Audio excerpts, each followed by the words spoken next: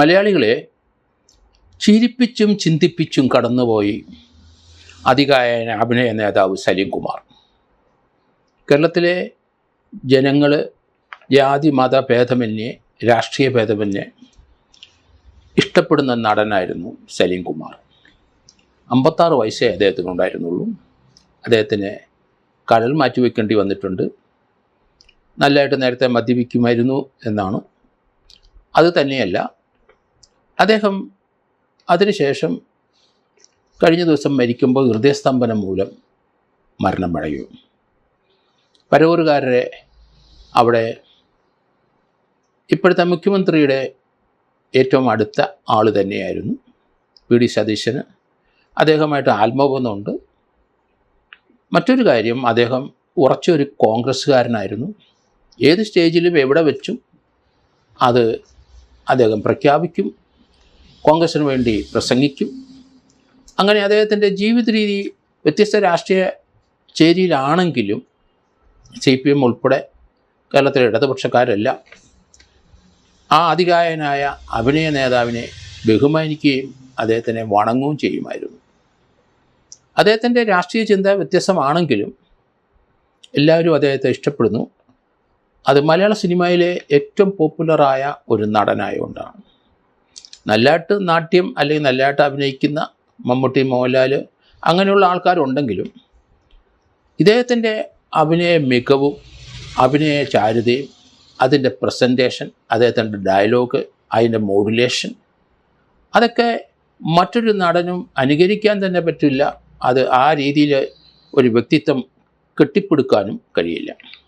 മലയാളത്തിലെ പഴയ കാലത്തെ അഭിനയ നേതാക്കന്മാരായ അല്ലെങ്കിൽ ചിരിപ്പിച്ച നടന്മാരായ അടൂർ ഭാസിയും SP പിള്ളയും അതുപോലെ തന്നെ ബഹദൂറും, ഇവരൊക്കെ മലയാളിയെ ചിരിപ്പിക്കുക, പല അബദ്ധങ്ങളും ചില സംഭാഷണങ്ങളുടെ ആ പ്രസൻറ്റേഷനൊക്കെ വെച്ച് നമ്മൾ ചിരിക്കുകയും ഒക്കെ ചെയ്തിട്ടുണ്ട്. അടൂർ ഭാസി വയറുകുലുക്കി ചിരിക്കുമ്പോഴും നമ്മൾ ചിരിക്കും. അദ്ദേഹം ചില സമയത്ത് നമ്മളെ ചിരിപ്പിക്കാൻ വേണ്ടി മനഃപൂർവ്വം ചില വീഴ്ചകളൊക്കെ തറയിലൊക്കെ വീഴുന്നതൊക്കെ കണ്ട് നമ്മൾ അങ്ങനെ ചിരിച്ച കാലഘട്ടം കഴിഞ്ഞു. പിന്നീട് ഇപ്പോൾ സലീം കുമാറിൻ്റെ കാലഘട്ടം വന്നപ്പോൾ നമ്മളെ തമാശ പറഞ്ഞ് ചിരിപ്പിക്കുകയല്ല, ആ തമാശ കൂടെ ചില ചിന്താ ശകലങ്ങളുടെ തൊടുത്തുവിടാൻ കഴിവുള്ള ആളായിരുന്നു. അങ്ങനെ ചിരിപ്പിച്ചും ചിന്തിച്ചും അദ്ദേഹം കടന്നുപോയി എന്നുള്ളതാണ് അദ്ദേഹത്തിൻ്റെ ഈ വേർപാടിൽ നമ്മളെ ഉണർത്തുന്ന ദുഃഖകരമായ സംഭവം. പരവൂർ മുനിസിപ്പൽ ടൗൺ ഹാളിൽ അദ്ദേഹത്തിൻ്റെ ചേതനയറ്റ ശരീരം അവിടെ കൊണ്ടുവന്ന് വെച്ച് കഴിഞ്ഞപ്പം തന്നെ കേരളത്തിലെ മുഖ്യമന്ത്രി വി.ഡി. സതീശൻ അവിടെ എത്തി. അദ്ദേഹമായിട്ട് ആത്മബന്ധമുള്ള വ്യക്തിയായിരുന്നു സലീം കുമാർ. ഉറച്ച കോൺഗ്രസ്സുകാരനായിരുന്നു. അദ്ദേഹം അവിടെ വന്നു. അദ്ദേഹത്തെ ഒപ്പം സാംസ്കാരിക മന്ത്രി V.C. വിഷ്ണുനാഥും ഉണ്ട്. മലയാള സിനിമയിലെ രംഗത്തുള്ള എല്ലാവരും, നാട്ടുകാരും എല്ലാവരും അവിടെ ഉണ്ടെങ്കിലും അദ്ദേഹത്തിനെ കണ്ട് സഹോദര തുല്യം സ്നേഹിക്കുന്ന വി.ഡി. സതീശൻ അദ്ദേഹത്തിനെ കണ്ടിട്ട് അവിടെ നിന്ന് പോയി. പിന്നീട് ആ ശവമടക്ക് അല്ലെങ്കിൽ ശവദാഹ സമയത്തും അദ്ദേഹം അവിടെ എത്തിയത് നമ്മൾ കാണും. അത്ര ആത്മബന്ധം അവർ തമ്മിലുണ്ടായിരുന്നു എന്നുള്ളതാണ്. അതുതന്നെയല്ല കേരളത്തിലെ മുഖ്യമന്ത്രി വി.ഡി. സതീശൻ. അദ്ദേഹം ഇതുവരെ അദ്ദേഹത്തിനെ നമ്മളും അധികം പേർക്ക് മനസ്സിലായില്ലായിരുന്നു.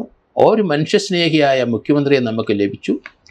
അദ്ദേഹത്തിൻ്റെ ഭരണം ഏതു വിധത്തിൽ പോയാലും ശരി, മനുഷ്യനെ മനുഷ്യനായിട്ട് കാണാനുള്ള മനസ്സ്, അതിനുള്ള ചങ്കൂറ്റവും, അതുതന്നെയല്ല ഊഷ്മളമായ സ്വീകരണം ശത്രുവായാലും കൊടുക്കുന്ന ഒരു മുഖ്യമന്ത്രിയെ നമുക്ക് കിട്ടി.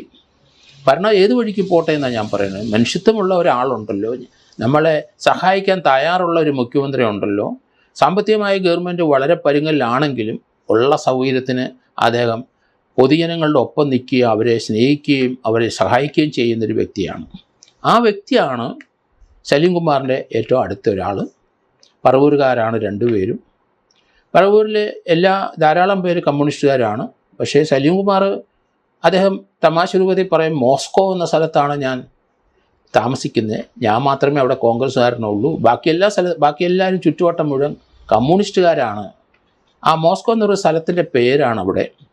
അപ്പോൾ അദ്ദേഹം നമ്മളെ പല രീതിയിലും ചിരിപ്പിക്കും അല്ലെങ്കിൽ ചിന്തിപ്പിക്കും. അദ്ദേഹത്തിൻ്റെ പിതാവ് ഇദ്ദേഹത്തിനെ വളർത്തി കൊണ്ടുവരുമ്പോൾ അദ്ദേഹത്തിൻ്റെ ജാതി മത ചിന്തകളൊന്നും ഉണ്ടാകാതിരിക്കാൻ, അല്ലെങ്കിൽ ജാതി അറിയരുത് എന്ന് വിചാരിച്ച് സലീം എന്ന് പേരിട്ടു. 5ാം ക്ലാസ് വരെ സലീം എന്നായിരുന്നു. 5ാം ക്ലാസ് ആയിക്കഴിഞ്ഞപ്പം സലീം എന്ന് പറഞ്ഞ ഒരു മുസ്ലിം പേരും ആകാൻ തോന്നാം എന്ന് കരുതി അതിനിങ്ങാപ്പുറത്തൊരു കുമാറും കൂടെ ഇട്ടു. അങ്ങനെയാണ് സലീം കുമാർ എന്നറിയപ്പെടാൻ തുടങ്ങിയത്. ജാതി മത ചിന്തകളൊന്നും സ്പർശിക്കില്ല സലീം കുമാറിൻ്റെ. മക്കൾക്ക് പേരിട്ടിരിക്കുന്നതും നമുക്ക് അങ്ങനെയൊക്കെ തന്നെയാണ്. മൂത്ത മകൻ ചന്തു, അത് നമുക്ക് ചന്തുവിനെ നമുക്കറിയാം. ആരോമോത്സവകരും അങ്ങനെയൊക്കെയുള്ള പൗരാണികമായ കാലഘട്ടത്തിലെ ചന്തുവിനെയൊക്കെ ഓർമ്മ വരത്തക്ക രീതിയിൽ മൂത്ത മകനെ ചന്തു എന്ന ചന്തുകുമാർ എന്നാക്കി. പിന്നെയും വന്നു ഇളയ മകന് ആരോമൽ എന്ന് പേരിട്ടു. അത് തന്നെയല്ല, അദ്ദേഹത്തിൻ്റെ ഒരു സിനിമയുടെ പേര്, അദ്ദേഹം 3 സിനിമ ഡയറക്റ്റ് ചെയ്തിട്ടുണ്ട്. അതിൽ 2017 ആ സിനിമയുടെ പേര് കറുത്ത ജൂതൻ എന്നാണ്. അദ്ദേഹം തമാശ രീതിയിലൊരു കാര്യം പറഞ്ഞിട്ടുണ്ട്. അദ്ദേഹം ജനിച്ചപ്പം നല്ല വെളുത്ത് ചുമന്ന സായിപ്പ് പോലെയായിരുന്നതെന്ന്. പക്ഷേ ആരോ ഒരു കറുത്ത കൊച്ചിനെ അവിടെ വെച്ചിട്ട് അദ്ദേഹത്തിനെ എടുത്തുകൊണ്ട് പോയി എന്ന് അദ്ദേഹം പറഞ്ഞിട്ടുണ്ട്. അല്ലെങ്കിൽ ഞാനിപ്പം നല്ല വെളുത്ത് സുന്ദരനായിട്ട് ഇരുന്നേനെ, പക്ഷേ അദ്ദേഹത്തിനെ എന്നെ ആരോ അടിച്ചു മാറ്റി പകരം വെച്ച ആളാണ് ഞാൻ, കറുത്ത ആൾ, ഞാൻ അങ്ങനെയായി ആണ് വന്നതെന്ന് അദ്ദേഹം പറയും. അതൊക്കെ നമുക്ക് ചിന്തിക്കാമെന്ന്. കാരണം ജാതി മത അല്ലെങ്കിൽ നിറത്തിൻ്റെ കാര്യത്തെപ്പറ്റിയൊക്കെ സരസമായി അദ്ദേഹം പൊതുജനങ്ങളുടെ മുമ്പിൽ അവതരിപ്പിക്കുന്ന കണ്ടില്ലേ. അങ്ങനെയൊക്കെയാണ് അദ്ദേഹത്തിൻ്റെ ചിന്തകൾ. നമ്മളെ ചിന്തിപ്പിക്കുകയും ചെയ്യും, ആ തമാശ രസിപ്പിക്കുകയും ചെയ്യും. കേരളത്തിലെ മുഖ്യമന്ത്രി ആ ശവദാഹ സമയത്ത് അവിടെ എത്തി. അത്ര തിരക്കും ആൾക്കൂട്ടവും ഒക്കെ നമ്മൾ കണ്ടു. സോഷ്യൽ മീഡിയക്കാരും ക്യാമറക്കാരും അവരും ഇവരും കൊണ്ട് ആ ജനക്കൂട്ടത്തിൻ്റെ അവിടെ ഒന്നും ചെയ്യാൻ പറ്റാത്തൊരവസ്ഥയുണ്ടായി. അദ്ദേഹത്തിനെ ദയിപ്പിക്കുന്ന സമയത്ത് മുഖ്യമന്ത്രി തലയ്ക്കിൽ നിന്ന് അവിടെ പോലീസുകാരൻ്റെ ജോലി ചെയ്യുന്നത് കണ്ടു. ആൾക്കാരെ മാറ്റി നിർത്താനും പിടിക്കാനൊക്കെ അദ്ദേഹം ശ്രമിക്കുന്നു. പക്ഷേ ആ ആൾക്കൂട്ടത്തിനിടയ്ക്ക് അദ്ദേഹം ഒറ്റയ്ക്ക് ഒരു മുഖ്യമന്ത്രിയാണ്.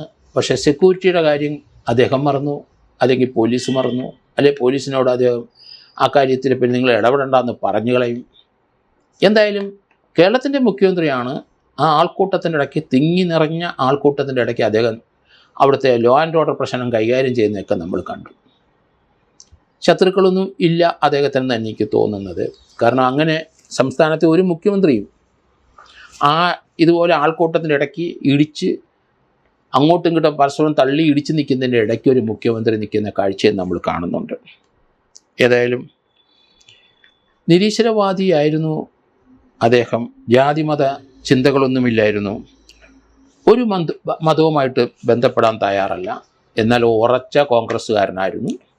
മരണം വരെ അദ്ദേഹം കോൺഗ്രസ്സിൽ ഉറച്ചു നിൽക്കുകയും തീർത്തും അവശനായ സന്ദർഭത്തിലും അവിടെ വി.ഡി. സതീശൻ എന്ന മുഖ്യമന്ത്രി കേരളത്തിലുണ്ടാകും, പറവൂരുകാരൻ തന്നെയായിരിക്കും, എന്നെപ്പോലെ പറവുകാരനായിരിക്കും കേരളത്തിലെ മുഖ്യമന്ത്രി എന്ന് പ്രസംഗത്തിൽ കൂടെ പറഞ്ഞുകൊണ്ടിരുന്നു. അദ്ദേഹത്തിന് നല്ല ശാരീരിക സുഖം ഒട്ടും ഇല്ലെങ്കിലും അദ്ദേഹം വി.ഡി. സതീശൻ്റെ ആ യോഗത്തിലെല്ലാം വന്ന് നർമ്മഭാഷണം നടത്തുന്നതും അതേസമയത്ത് എതിർചേരികളെ ക്രിട്ടിസൈസ് ചെയ്യുന്നതും വിമർശിക്കുന്നതൊക്കെ നമുക്ക് കാണാം. അത് ഉറച്ച ഒരു കോൺഗ്രസ്സുകാരനായി, കോൺഗ്രസ്സുകാർക്കില്ലാത്ത ഒരു ഉറപ്പ് ആ പാർട്ടിയുടെ ആശയത്തോടും ആദർശത്തോടും അദ്ദേഹത്തിന് ഉണ്ടായിരുന്നു എന്നാണ് എനിക്ക് തോന്നുന്നത്. എന്തായാലും സലീം കുമാർ കേരളത്തിലെ മനുഷ്യനെ അദ്ദേഹത്തിൻ്റെ സിനിമയിലൂടെ ചിന്തിപ്പിക്കുകയും രസിപ്പിക്കുകയൊക്കെ ചെയ്യുന്ന കാഴ്ച നമ്മൾ കണ്ടു. ആ ശവദാഹം നടക്കുന്ന സമയത്ത് ആൾക്കൂട്ടം ഇടിച്ചു കയറി വന്നപ്പം ചന്തു അവിടെ കിടന്ന് ചൂടാകുന്നതൊക്കെ നമ്മൾ കണ്ടു. അപ്പനെ പോലെ തന്നെ പറയാനുള്ള കാര്യം പറയാൻ മടിയില്ലാത്ത ഒരു മകൻ തന്നെയാണ് ചന്തു എന്നതിൽ നമുക്ക് തെളിയുന്നുണ്ട്. അത് സലീം കുമാറിനെ സംബന്ധിച്ചിടത്തോളം one of the most personal influential actor എന്ന് പറയേണ്ടി വരും. ഏറ്റവും കൂടുതൽ മലയാളികളെ സ്വാധീനിച്ച ഒരു ആക്ടറാണ്. അതിനു മുമ്പ് അതുപോലെ സ്വാധീനിച്ച വ്യക്തിപരമായും സാമൂഹ്യപരമായും ചിന്തകളിലൊക്കെ സ്വാധീനിച്ച ഒരു വ്യക്തി സത്യൻ തന്നെയായിരുന്നു. സത്യന് ശേഷം മലയാളത്തിലെ അത്യുന്നത നടനായിട്ട് നമുക്ക് കാണാൻ കഴിയുന്നത് സലീം കുമാറിനെ മാത്രമേ ഉള്ളൂ. അദ്ദേഹത്തിൻ്റെ 3 സിനിമ അദ്ദേഹം ഡയറക്റ്റ് ചെയ്തു. അതിൽ നാഷണൽ അവാർഡും സ്റ്റേറ്റ് അവാർഡും ഒക്കെ നല്ല ആക്ടർക്ക് അദ്ദേഹത്തിന് ലഭിക്കുകയും ചെയ്തു. എങ്കിലും അദ്ദേഹത്തിൻ്റെ നിര്യാണം കുറച്ച് നേരത്തെ ആയിപ്പോയി എന്നാണ് നമുക്ക് തോന്നുന്നത്. 56 വയസ്സ് മാത്രമേ അദ്ദേഹത്തിന് പ്രായമുള്ളൂ. 1969 ജനിച്ചതാണ് അദ്ദേഹം. 10/10/1969 ജനിച്ച സലീം കുമാർ 6/6/2026 മരണമടഞ്ഞു. ആക്ടറായിട്ടും കൊമേഡിയനായിട്ടും ഡയറക്ടറായിട്ടും റൈറ്ററായിട്ടും ഒക്കെ മലയാള സിനിമയിൽ പ്രശോഭിച്ച ഒരാൾ തന്നെയായിരുന്നു. ഈ എല്ലാ മേഖലയിലും കൈവച്ചിട്ടുണ്ടായിരുന്നു അദ്ദേഹം. അങ്ങനെ ഒരു മലയാള നടനില്ല ഇന്ന്, അങ്ങനെ ഒരു മലയാള ആർട്ടിസ്റ്റില്ല.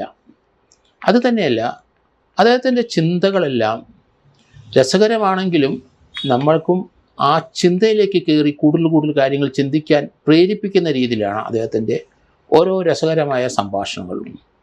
അദ്ദേഹത്തിന് നിത്യമായ ഒരു ആത്മശാന്തി നമ്മളെല്ലാവരും നേർന്നു.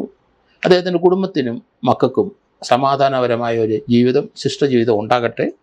മക്കൾ 2 പേരും ആർട്ടിസ്റ്റാണെന്ന് മനസ്സിലാക്കുന്നു. അതും ആ രംഗത്ത് പ്രശോഭിക്കും എന്ന് തന്നെയാണ് എനിക്ക് തോന്നുന്നത്. കുടുംബത്തിന് ഉണ്ടായ നഷ്ടം കേരളത്തിനുണ്ടായ നഷ്ടമാണ്, ഇവിടുത്തെ കോൺഗ്രസ്സുകാർക്കുണ്ടായ നഷ്ടമാണ്, വ്യക്തിപരമായ മുഖ്യമന്ത്രിക്ക് ഉണ്ടായ നഷ്ടമാണ്. ഇതൊക്കെ മനസ്സിൽ കരുതിക്കൊണ്ട് അദ്ദേഹത്തിൻ്റെ ഓർമ്മകളെ എപ്പോഴും തട്ടുണർത്താൻ നമുക്ക് പര്യാപ്തമായ ധാരാളം സിനിമ നിമിഷങ്ങൾ അദ്ദേഹം തന്നിട്ടാണ് കടന്നുപോയത്.